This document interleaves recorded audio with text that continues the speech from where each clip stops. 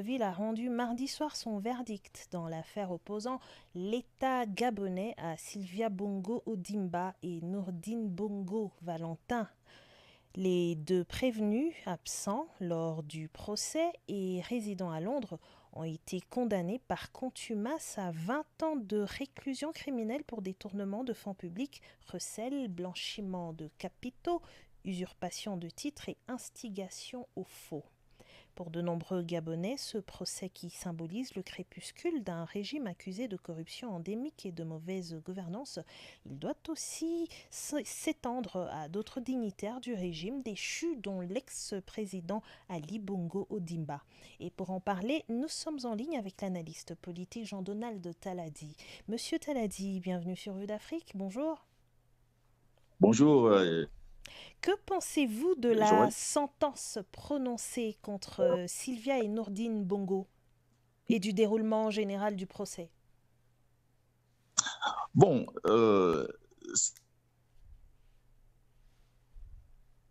Allô, monsieur Taladi? les...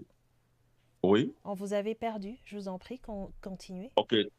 Oui, je disais que c'est une sentence parmi tant d'autres, mais vu les crimes économiques qui sont reprochés aux accusés, je crois franchement que le tribunal aurait pu être un peu plus sévère que ça, parce que il s'agit ici des deniers publics qui ont été massivement détournés par cette famille, et je crois que les deux accusés devaient payer un peu plus cher que ça. Hmm.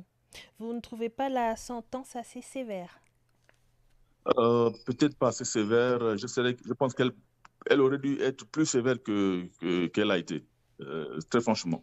Le fils Bongo continue de clamer que les conditions d'un procès juste et équitable n'ont pas été réunies.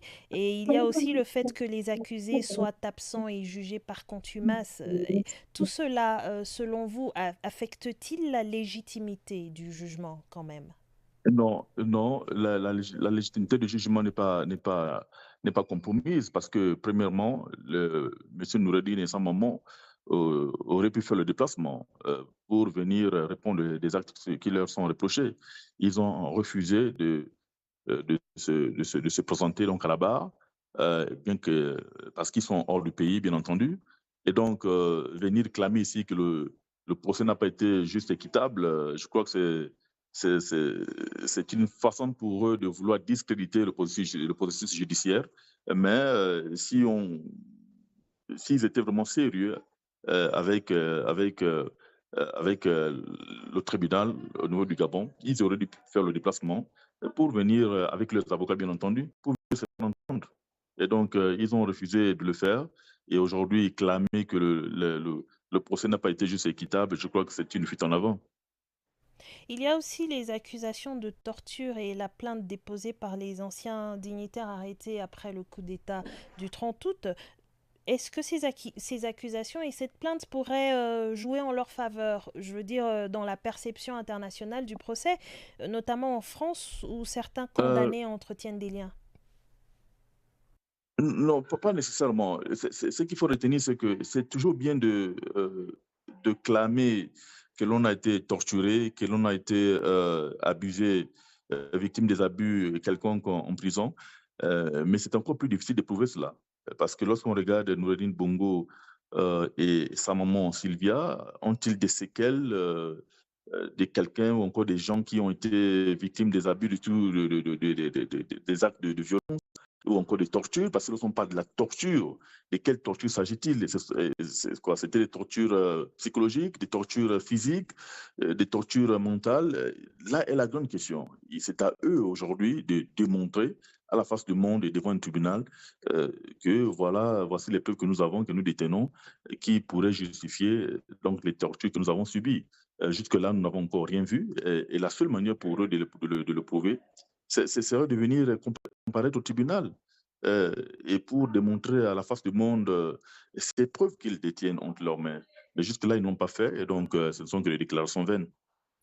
Et donc, selon le procureur général, les 10 Minins, un réseau de captation de l'argent public destiné à enrichir la famille Bongo et ses proches, a été mis à jour.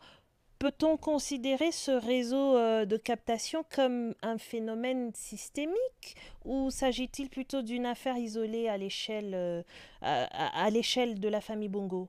Je ne dirais pas, il ne s'agit pas d'une affaire isolée. Le Gabon, depuis plusieurs décennies, a connu des feuilletons de captation où certaines familles, certains individus, certains hommes politiques, des ministres en particulier, des directeurs généraux, ont toujours eu cette facilité à pouvoir mettre la main sur les deniers publics.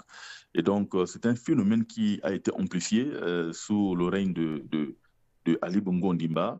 Et je crois que ce sont des réseaux qui ont longtemps existé, mais l'ampleur avec laquelle ces réseaux ont opéré sous Ali Bongo Ondimba, je crois que c'est ce qui a attiré plus ou moins l'attention du peuple gabonais des autorités donc, judiciaires donc, du pays.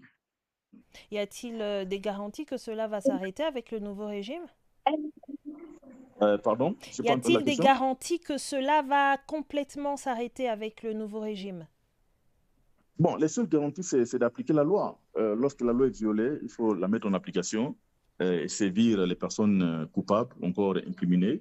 C'est la seule manière d'arrêter cela. Et donc, tout dépend donc de la sévérité avec laquelle le président actuel, le président Oligui Nguema, souhaite vraiment remédier à ces pratiques qui tendent à freiner le développement socio-économique de notre pays. Et donc, c'est également à lui de donner le top. Est-ce qu'il est prêt à livrer ce combat pour faire un toilettage définitif donc de la vie politique de notre pays, de l'administration de notre pays? Si oui, ben, qu'il applique la loi, c'est tout.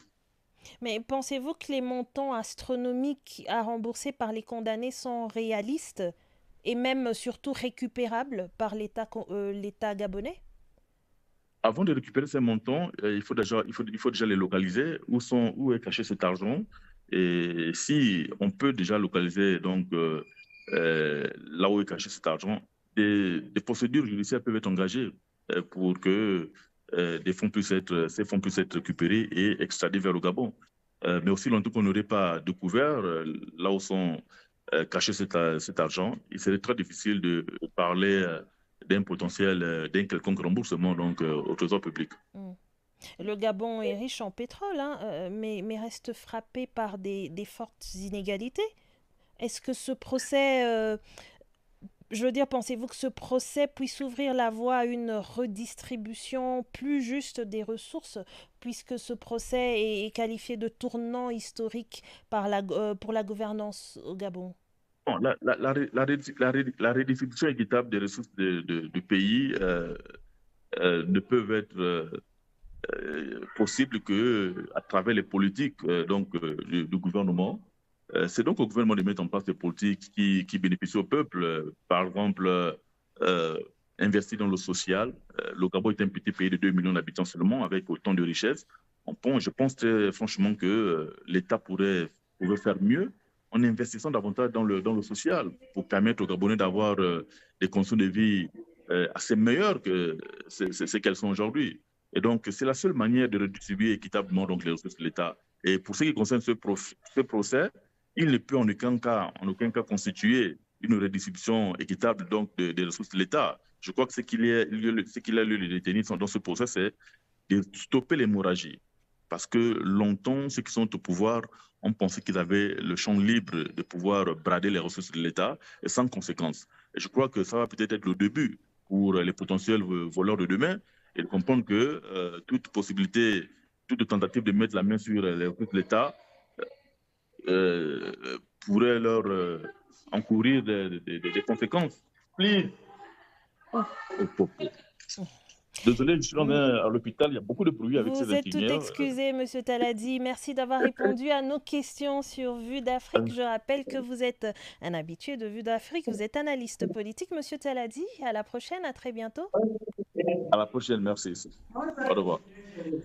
On quitte le dossier Gabon pour ouvrir celui de la République de Guinée. Là, le pays entre dans une nouvelle ère après avoir lancé mardi 11 novembre 2025 le plus grand projet minier du continent. Le pays accueille ce mercredi le plus grand sommet africain consacré au numérique, la 7e édition du Transform Africa Summit TAS 2025, un événement placé sous le thème l'intelligence artificielle pour l'Afrique, innover localement, impacter globalement. Pour l'une des rares fois, le chef de l'État guinéen s'est adressé à l'assistance